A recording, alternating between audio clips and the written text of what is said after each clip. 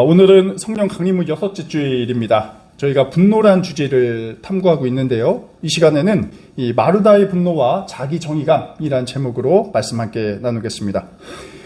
분노라는 주제만큼 성경에서 자주 다뤄지는 것은 없다고 보여집니다. 사실 성경에 적지 않은 인물들이 거의 다 분노를 하고 있습니다. 지난번 우리가 살펴본 것처럼 가인도 분노를 했고요. 또 에서도 분노했습니다. 이외에도 요셉, 사라, 모세, 다윗, 요나, 에브라임, 삼손 등 사실 위대한 족장에서부터 예언자, 왕에 이르기까지 모두가 분노하는 장면이 성경에서는 잘 담겨져 있습니다. 신약 성경도 마찬가지입니다. 세례 요한도 분노를 했고 또 심지어 예수님께서도 분노를 하셨죠. 다혈질의 제자인 베드로도 분노를 했습니다. 가령 예를 들면 예수를 잡으러 온 대제사장의 종 말고라는 종이 있었는데요. 이 사람의 오른쪽 귀를 베드로가 칼로 쳐서 귀를 잘라내죠. 굉장히 또 베드로는 분노를 굉장히 잘하는 인물이었던 것 같습니다. 이렇게 본다면 성경은 이 분노하는 사람들로 가득 찬 이야기다라고 말씀드릴 수 있습니다. 그리고 제가 이 시리즈 설교를 하고 있는데 거의 소재가 마르지 않을 정도로 이 분노 주제가 담겨져 있습니다. 그래서 제가 이렇게 쭉 분노한 인물들을 살펴보니까 올해는 물론이거니와 내년까지도 분노만 다뤄도 충분히 채울 만큼의 사람들이 기억이 나고 있습니다. 우스갯소리지만 성경은 왜 이토록 수많은 분노 이야기를 담고 있을까 한번 생각을 해봅니다. 분명 성경은 그만큼 우리 그리스도인들이 분노에 대해서 경각심을 갖고 또 이 분노를 슬기롭게 또 지혜롭게 해소하는 방법을 가르쳐 준 것 같습니다. 분노를 하지 말라라는 것이 아닙니다. 우리가 신앙인으로서 분노할 것과 분노하지 말할 것, 그 다음에 이 은혜롭게 분노를 표출하는 방법에 대해서 일러주고 있다라고 보여집니다. 그 가운데 오늘은 이 분노와 정의감이라는 주제를 함께 살펴보려고 합니다. 지난주 하나님께서도 분노하신다 말씀을 드렸죠. 인간들이 서로 적대감을 드높이며 서로를 죽이고 화해하지 못한 상황에 하나님께서는 분노하신다 말씀드렸습니다. 그래서 이런 분노는 사실 이 정의에 대해서 묻는 것입니다. 그런데 하나님께서 불의할 때 분노하신다 하니까 이제 적지 않은 그리스도인들도 불의에 대해서 눈을 감지 않고 분노하곤 합니다. 그리스도인들이 저스티스, 이 정의에 대해서 분노하고 바로 잡으려는 이 책무를 갖고 이렇게 하는 것이죠. 예수님 말씀대로 이들에게는 사실 복이 주어질 것입니다. 하지만 살다 보니까 이 정의라는 것이 확연히 드러나지 않는 경우를 더 많이 보게 되는 것 같습니다. 과연 무엇이 정의인가? 이것이 정의다라고 딱 규정하기 쉽지 않은 상황들이 너무나 많이 나타나게 되는 것이죠. 그러다 보니까 자기가 정의라고 외치는 신앙인들도 종종 목격을 하게 됩니다. 제가 이제 사회 정의를 강조하는 교단, 그 다음에 에큐메니칼 영역 속에서 활동을 하다 보니까 문득 이런 생각이 많이 들곤 합니다. 왜 정의를 외치는 사람들이 그토록 분노를 할까? 그리고 이들이 분노하는 원인은 무엇일까? 물론 이들이 정의를 위한 의지나 그 순수한 마음을 부인하고자 함은 아닙니다. 다만 혹시 자신들의 정당성을 사회가 받아주지 않아서 분노하는 것은 아닌가? 그리고 만일 자신들이 원하는 것을 하나님의 정의라는 말로 포장하는 것은 또 아닌가? 또 어떤 이들은 너무 정의를 종종 너무나도 쉽게 자기식대로 규정하곤 합니다. 그리고 자신들의 정의에 부합하지 않는 또 자신들과 다르다고 생각하는 그 모든 생각을 다 적으로 몰아세우고 그것은 불의한 것이다 라고 프레임을 딱 씌워버리게 됩니다. 그리고 또 분노하게 되는 것이죠. 과연 이러한 분노는 정의로운가 우리가 묻지 않을 수 없습니다. 자, 오늘 설교 주제에 관련해서 재미있는 에피소드 하나를 가져왔는데요. 그것은 이 트롤리 딜레마라는 이야기입니다. 한 번쯤은 들어보셨을지 모르겠습니다. 윤리학에서는 아주 고전적인 어떤 비유이자 이야기라고 합니다. 여러분들도 한번 생각해 보시면 좋을 것 같아요. 통제 불능의 기차가 돌진하고 있습니다. 그대로 두면 철로에서 작업을 하는 5명의 작업자들이 사고를 당하게 됩니다.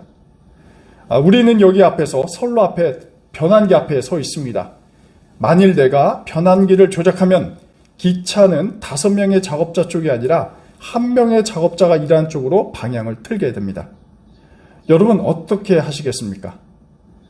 1명이 희생되지만 5명의 사람들을 우리가 구할 수 있습니다. 우리는 여기서 2가지 선택만이 있습니다. 1명을 살릴지 5명을 살릴지, 이것에 대한 주제이죠. 여러분께서 어떤 것을 선택하시겠습니까? 이번에는 조건을 좀 바꿔서 말씀드리고자 합니다. 동일한 기차가 질주하고 있습니다. 그대로 두면 5명의 작업자가 사고를 당하게 됩니다. 우리는 선로 변환기 앞에 서 있습니다. 변환기를 조작하면 5명을 살릴 수가 있습니다. 그런데 이번에는 첫 번째 사례와 달리 작업자의 정보가 하나 있습니다. 그것은 바로 5명의 작업자들은 흉악한 범죄자들이었다는 사실입니다. 그리고 다른 쪽은 소중한 내 가족입니다.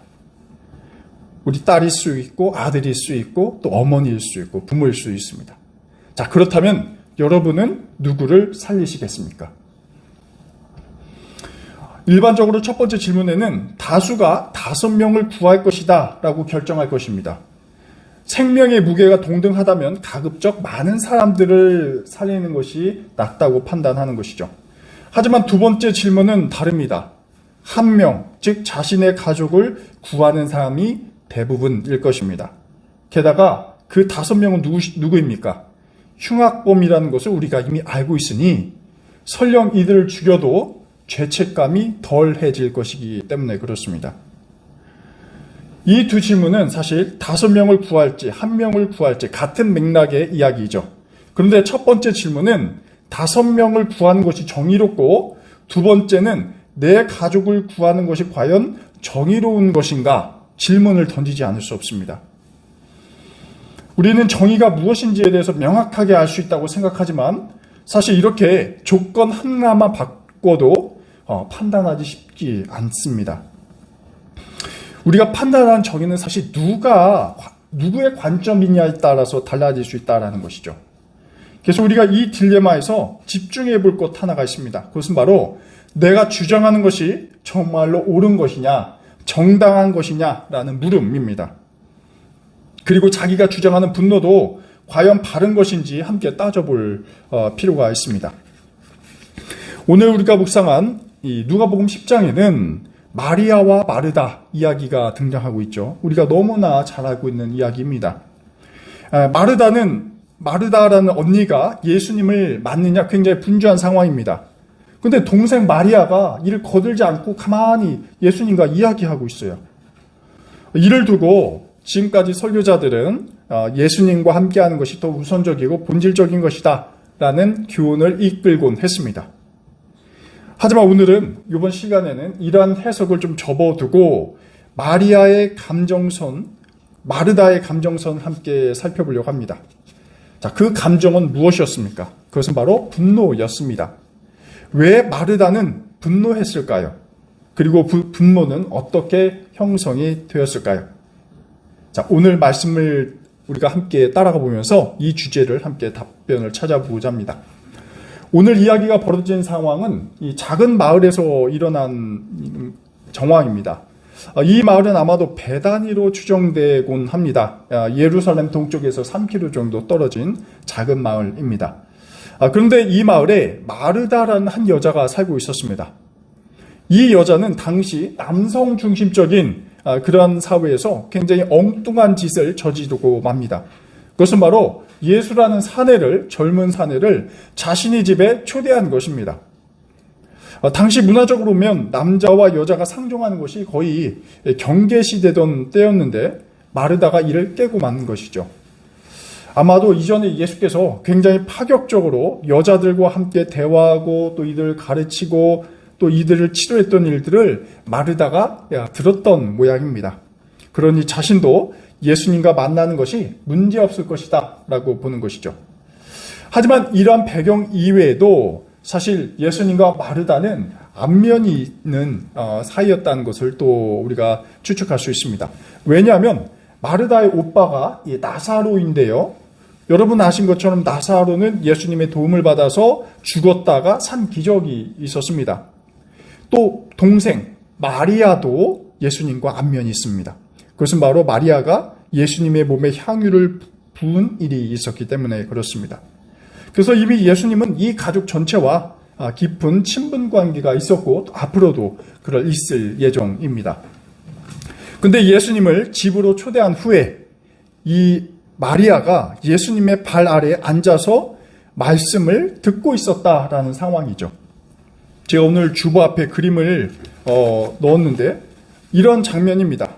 마르다와 마리아가 예수님 앞에서 이렇게 서 있고 특히 마리아가 예수님의 발 아래서 예수님과 환담을 나누고 있습니다. 그런데 마르다는 언니는 책임감이 있었기 때문에 어쨌든지 예수님을 대접해야 될 그런 선의의 동기를 갖고 이 장면을 지켜보는데 어떻습니까? 아마 기가 막혔을 것입니다. 자신은 동분서주하면서 예수님을 위해서 식사도 준비하고 음식을 준비했는데 동생 마리아가 돕지는 못할 망정 예수님과 편안하게 대화를 하고 있기 때문에 그렇습니다. 눈에 걸린 것이죠. 이 장면이 못마땅한 마르다의 마음에는 어떻습니까? 화가 났을 터이고 당연히 이 화가 넘쳐서 분노가 일게 되었습니다. 이러한 분노는 당연히 마르다의 어떤 행동을 야기할 것입니다. 일단 그 첫 번째 행동은 바로 예수님을 향해 있습니다. 마르다가 이렇게 이야기하는 것이죠. 주님, 내 동생이 나 혼자 일하게 두는 것을 아무렇지 않게 생각하고 있습니다. 가서 거들어 주라고 동생에게 말씀해 주십시오. 마르다의 상황이 충분히 이해가 갑니다. 현실적으로 예수께서 오랫동안 걸어서 이 마을에 오셨고 또 배도 고프셨기 때문에 음식을 먼저 내놓는 것이 당시 히브리 문화 가운데 너무나 자연스러운 일이었습니다. 정당한 것이죠. 아마 예수께서 앞에 없으셨더라면 마르다는 이 동생을 굉장히 호되게 질책했을 것입니다. 손님이 오시면 공손히 대접할 생각을 해야지 그것도 손님과 이야기를 하는 것이 과연 옳으냐라며 호통을 쳤을 것입니다. 이러한 상황 속에서 마르다는 손님이신 예수님의 권위를 빌려서 마리아가 자신을 돕도록 명하십니다. 이 말을 듣는 예수님도 마음이 굉장히 어떻습니까? 불편하셨을 거예요. 자매 관계가 자신이 옴으로써 방문으로 인해서 졸지 다투는 사이가 되었기 때문에 그렇습니다. 또 한편으로는 자신을 돕도록 말해달라는 이 마르다의 속내는 어떻겠습니까? 아마 상황을 알고도 침묵으로 일관한 예수님께 원망하는 투도 담겨져 있을 것입니다. 동생 마리아에 대한 서운함, 그 다음에 예수님께 대한 원망이죠. 근데 이 대목에서 오늘 주제와 관련해서 매우 중요한 한 가지 사실 더 드리고자 합니다. 그것은 바로 마르다의 태도, 인식입니다. 마르다는 어떻습니까? 자신이 하고 있는 일이 옳다, 정당하다라는 기본 내용을 깔고 있는 것이죠. 아무것도 일하지 않는 이 마리아는 정당하지 못하고 접대를 준비하는 자신만이 바르다라는 것을 전제하고 있습니다. 마르다는 예수님을 접대하는 행위가 더 옳고 바르고 의롭다는 자기 판단을 절대화하고 있습니다. 이 기준을 근거로 예수님을 물론이거니와 동생을 판단하는 것이죠. 그리고 또 분노하기 시작을 했습니다. 여러분, 이에 대해서 예수님께서 어떤 반응을 보이셨을까요? 마르다의 말을 듣고 내 말이 옳다. 그리고 동생을 향해서 마리아야 잠시 대화를 멈추고 언니를 도와라 라고 동의하셨을까요? 우리는 이에 대해서 41절, 42절에서 답변 하나를 얻게 됩니다. 예수께서 마리아에게 이렇게 말씀하시죠. 마르다에게 이렇게 말씀하십니다. 마르다야, 너는 많은 일로 염려하며 들떠있다. 마리아는 좋은 몫을 택하였다. 그러니 아무도 그것을 그에게서 빼앗지 못할 것이다. 예수께서는 마르다의 말에 동의하지 않으셨습니다. 오히려 마르다가 마음이 분주하고 염려하고 있다. 이렇게 전곡을 찌르시고 있죠. 근데 여기까지는 사실 마르다가 인식할 수도 있었을 것입니다. 근데 그 다음 대목이 마르다에게는 굉장히 충격적일 것입니다. 동생 마리아는 좋은 목을 택하였다라고 말씀하시며 마리아의 손을 들어주십니다. 전혀 예상치 못했던 그러한 답변입니다. 성경의 원문을 직역하면 이렇습니다. 마리아는 더 좋은 것을 선택했다라는 구절입니다. 좋은 목, 좋은 것. 이것은 당시 그리스어로 아가포스라는 단어가 사용되고 있는데 이 말은 선한이라는 뜻입니다. 선한. 근데 선한이라는 의미 외에도 다양한 의미가 있는데요. 우리가 아는 아가페 사랑도 바로 이 아가포스에서 나온 것이고요. 근데 더 중요한 것은 도덕적으로 올바른 판단, 또 정의로운 결단을 바로 이 아가포스, 좋은 것이라는 의미가 담겨져 있습니다. 예수께서 보시기에 마리아의 선택은 올바르고 정의롭다라는 것입니다. 여러분, 이게 도대체 무슨 말입니까? 여러분, 마르다가 직면한 도전은 여기서 무엇이었을까요? 예수께서 말씀을 마치신 후에 마르다는 굉장히 심한 충격을 받았을 것입니다. 자기가 옳다고 생각한 것, 그 다음에 자기가 정의롭고 판단했던 것, 이 모든 것이 금세 깨어지고 만 것이죠. 마르다가 그렇게 생각한 것은 바로 예수를 위해서 분주히 한 것 아닙니까? 선한 의도를 한 것 아닙니까? 하지만 아무리 자기가 옳고 선하다고 믿는다고 해서 그것이 예수께서 보시기에 그것도 선한 것은 아니다라는 것입니다. 옳고 그름은 또 정의로움은 다를 수 있다라는 것입니다. 이렇게 보면 마르다에게 상처 주는 이야기이겠지만 마르다의 판단과 행위는 어쩌면 자기 정의감에 도취된 하나의 무의미한 행위일 수 있다라는 결론을 우리가 도출해낼 수 있습니다. 그리고 바로 이 지점이 마르다가 분노하게 되는 근원이게 되는 것이죠. 마르다의 분노는 자기만 옳고 의롭다는 그 아집, 때로는 고집에서 기원하고 있습니다. 우리의 지금의 모습으로 한번 넘어와 보겠습니다. 사실 우리도 때로는 우리 자기가 만들고 규정한 또 이래야 된다는 어떤 정의감과 선함, 판단의 기준이 있을 것입니다. 그리고 이러한 틀을 통해서 다른 사람을 판단하고 있습니다. 또 자신의 주장을 다른 사람들이 받아들이도록 강요할 때도 있죠. 그리고 나의 발언과 정의가 누군가에게 거부당할 때 또 우리는 분노하게 됩니다. 우리가 선한 의도로 한다고 할 때도 그 분노는 더욱더 강하게 되는 것이죠. 왜 내가 옳은 일을 하는데 왜 너희들은 받아들이지 못하냐라고 우리는 비방하곤 합니다. 어쩌면 이러한 분노는 남을 향해 있는 것이 아니라 바로 자신을 향해 있는 것은 아닐까요? 예수께서는 자신만 옳다고 간주하는 그 시선을 무참히 허무십니다. 이러한 어리석은 분노에 대해서 우리는 벗어날 필요가 있습니다. 그렇지 못하면 끊임없이 우리는 남 탓을 하게 되는 것이고 자신의 편협함, 정의감에 갇혀서 벗어날 수가 없게 됩니다.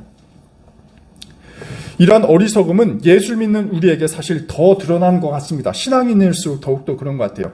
아마도 우리의 모든 행실을 예수님과 동일시하기 때문에 그런 것은 아닐까요?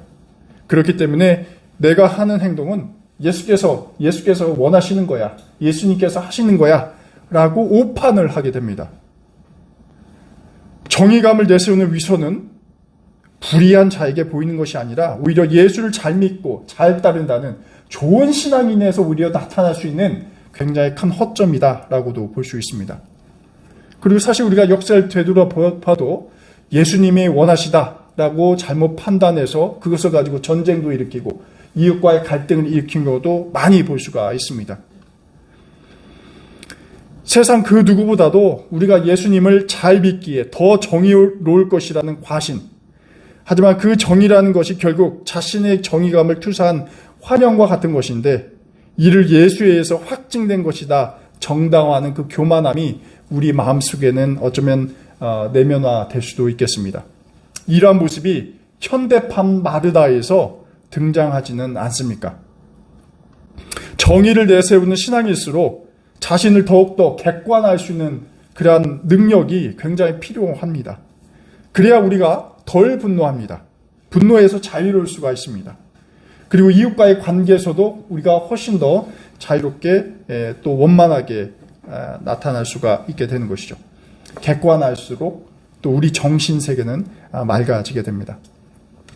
분노의 원인을 제대로 파악하기 때문에 남에게 피해를 주지 않고 더욱더 건강한 관계를 형성해서 살아갈 수가 있게 되는 것이죠. 그래서 우리는 더욱 자신을 성찰하고 성경의 기준에 부합하는지 우리 행실이 부합하는지 판단하는 능력이 굉장히 중요합니다. 우리에게는 분노가 필요한 것이 아니라 이 정의라는 십자가 앞에서 자신을 성찰하는 그 냉철함이 필요한 때라 볼 수 있습니다. 그리고 오늘 마르다의 분노는 이러한 역량을 과연 우리가 갖추고 있느냐, 그리고 마르다 자신과 같은 우를 범하지 않을 수 있느냐라는 것을 묻고 있는 것이죠. 우리 낙산교회 교우님들께서 이러한 자기 절대와 자기 정의감의 모습에서 벗어나서 상대방의 견해를 포용하고 그래 넓은 열린 마음으로 이웃과의 관계를 확장하는 그러한 포용하는 마음을 보여주시길 간절히 기원합니다. 기도하겠습니다.